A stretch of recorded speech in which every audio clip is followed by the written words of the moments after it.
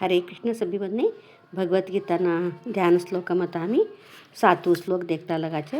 આજનો શ્લોક પારાશર્યવચः સરોજમમલં ગીતાર્થગંધોત્કટં નાનાખ્યાનકકેસરં હરિકથા સંબોધનાબોધિतं लोके सज्जनषट्पदैरहरः पेपीयमानं मुदा भूयाद्भारतपङ्कजं कलिमल प्रध्वंसिनः श्रेयसे.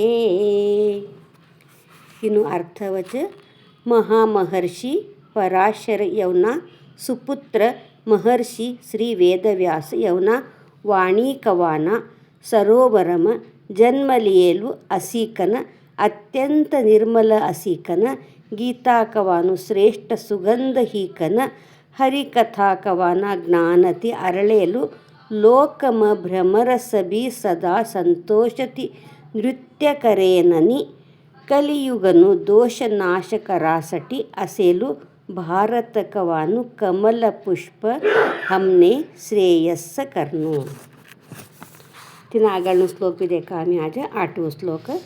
मूकं करोति वाचालं पंगुं लंघयते गिरिं यत्कृपातमहं वन्दे परमानंदमाधवं.